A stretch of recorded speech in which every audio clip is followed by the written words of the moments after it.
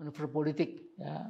Kalau Anda tidak menghentikan manuver politik Anda yang ugal-ugalan itu, saya khawatir Anda bisa terjungkal di tengah jalan.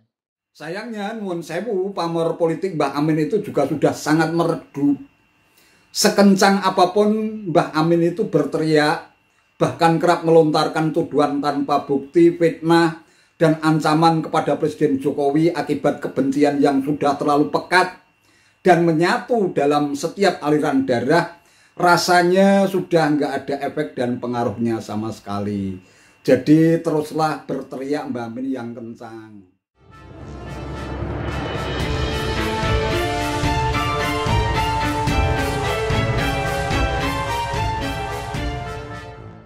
Assalamualaikum warahmatullahi wabarakatuh. Salam sejahtera untuk kita semua, salam budaya. Sahabat-sahabat tercinta sebangsa dan setanah air yang sangat saya hormati, usai Presiden Jokowi terang-terangan bakal cawe-cawe dalam urusan Pilpres 2024 demi kepentingan bangsa dan negara, taat konstitusi dan tidak mengotori demokrasi, tampaknya membuat Ketua Majelis Syuro Partai Umat Amin Rais yang sering disapa Mbah Amin makin khawatir dan ketar-ketir. Murkanya pun meledak sambil terus berhalusinasi berdasarkan tafsir demi tafsir dan tuduhan demi tuduhan tanpa bukti. Mungkin lantaran kebenciannya terhadap Presiden Jokowi yang sudah mendarah daging dan mengilu sumsum ke dalam segenap raga dan jiwanya, Mbah Amin terus menceraco tak karuan dengan munding Jokowi telah berbuat ugal-ugalan.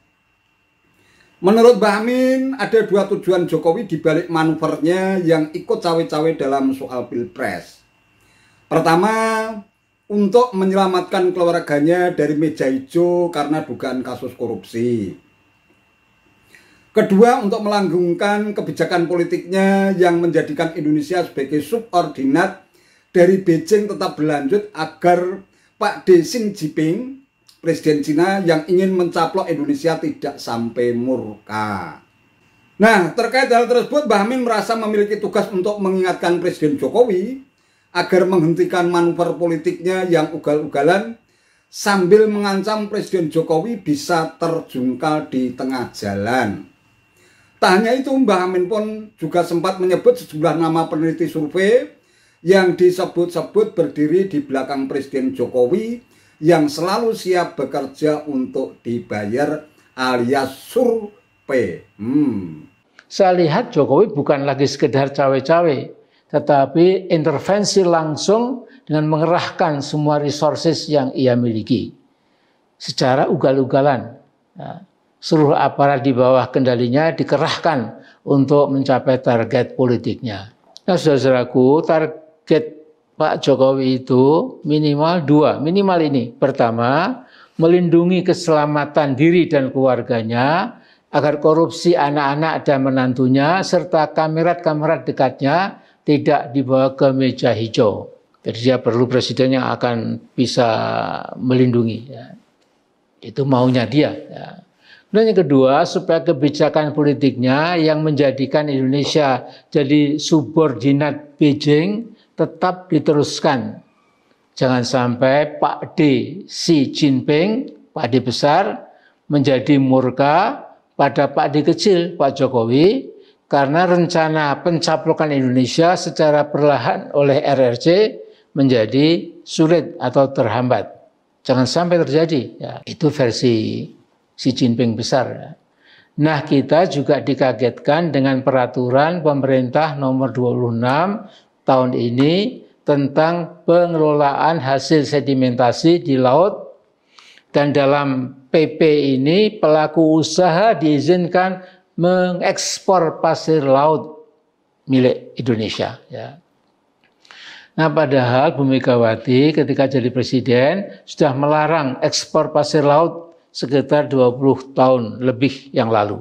Jangan lupa saudara-saudaraku, Airport Changi yang dibangun tahun 1975 yang luasnya 25 km persegi, seluruhnya hasil reklamasi pasir laut Indonesia. Saudaraku, ini sekelumit cerita. Ketika saya jadi ketua MPR, saya kedatangan tamu Perdana Menteri Singapura yang ditemani Dubes Singapura di Jakarta. Ketika saya bertanya, mengapa Singapura mencuri pasir laut Indonesia dengan menggunakan puluhan dredgers sepanjang siang dan malam, nasi Perdana Menteri Singapura itu mengatakan bahwa Singapura tidak mencuri, tetapi membeli pasir laut dari pasar bebas. Kemudian saya mengatakan bahwa Anda kan tahu bahwa pasir yang Anda beli di pasar bebas itu kan hasil curian dari pasir laut Indonesia. Lantas ketika dia diam sejenak, saya mengatakan kurang lebih, "Sir, you have actually committed serious crimes by purchasing the sea sand of Indonesia while being aware that it was stolen from Indonesian territory." Ya. Jadi, Bung, Sir, Anda tahu persis pasir laut yang Anda beli itu barang curian. Jadi Anda melakukan kejahatan besar. Nah, kemudian dua tamu itu nampak kaget dan segera pulang. Nah, para wakil ketua MPR yang mendampingi saya lantas berkata kurang lebih, "Wah Pak Amin, Anda terlalu straight to the point, nggak pakai basa-basi diplomasi." Tetapi mereka menyalami saya dengan hangat. Beliau-beliau itu adalah Pak Ginanjar Kartasasmita, Pak Legend Hari Sabarno, almarhum sekarang, Pak Insinyur Sucipto, juga sudah almarhum, dan Kiai Haji Khalil Bisri, juga sudah almarhum. Jadi Pak Jokowi, Anda mau membuat keputusan apa lagi supaya negara kita makin lemah? Jadi Pak Jokowi tinggal 15-16 bulan lagi Anda jadi presiden. Tolonglah pegang teguh Pancasila dan Undang-Undang Dasar 1945. Dan jangan percaya pada sejumlah surveyor yang memuji-muji Anda. Kata Bang Edi Mulyadi, mereka itu bukan surveyors, tapi survey. Ya. Asal terus dibayar, mereka akan terus menyala dan bekerja sesuai pesanan.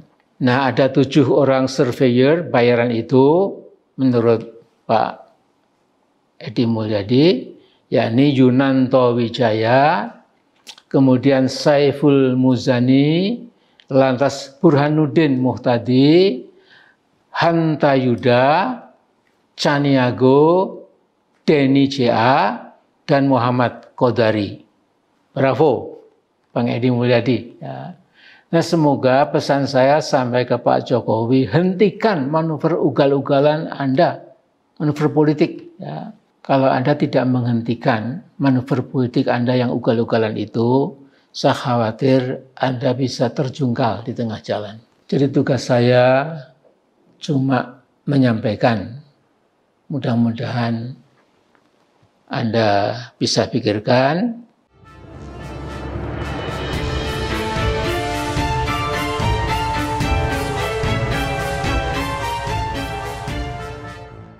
Ya. Saya tertawa saja mendengar semua bualan Mbak Amin. Seperti ketika saya menonton tingkah pola Sengkuni dalam lakon pewayangan, ketika menjadi tukang kompor dan provokator agar sesama keturunan bangsa Kuru, antara Pendawa dan Kurawa ini saling membenci dan membangun permusuhan, hingga akhirnya pecahlah perang besar Baratayuda. Alkisah Bima yang memiliki dendam terhadap Sengkuni karena dianggap telah mempermalukan Drupadi saat permainan dadu, berhasil menemukan Sengkuni menjelang berakhirnya perang Baratayuda. Bima pun terus beraksi menancapkan kuku Ponconoko miliknya ke mulut Sengkuni, lantas ditarik sampai ke telinga hingga mulut Sengkuni robek menganga. Belum berhenti sampai di situ, diinjamkannya kuku Ponconoko tersebut ke tenggorokan dan ditariknya hingga ke jantung Sengkuni yang masih melakukan perlawanan. Matikah Sengkuni? Ternyata belum. Konon Bima meninggalkan Sengkuni dalam kondisi terkoyak-koyak mulutnya, tapi masih bisa tertawa mengejek. Bima yang merasa dendamnya terbalaskan, kembali tersulut saat Sengkuni mengingatkan atas penistaannya terhadap Drupadi. Bima kembali menghampiri Sengkuni, lantas dikuliti seluruh bagian tubuh Sengkuni yang telah dilumuri dengan minyak tolo. dengan kuku Bima sendiri. Akhirnya Sengkuni menemui ajalnya setelah Bima tak menyisakan satu jengkal pun kulit di tubuhnya. Jasadnya pun menyatu bersama keponakan kesayangannya Duryudana yang dikenal rakus dan haus kekuasaan. Mohon maaf ya Mbah Amin, ini hanya sebuah ilustrasi saja. Saya tidak bermaksud menyamakan Mbah Amin itu dengan Sengkuni.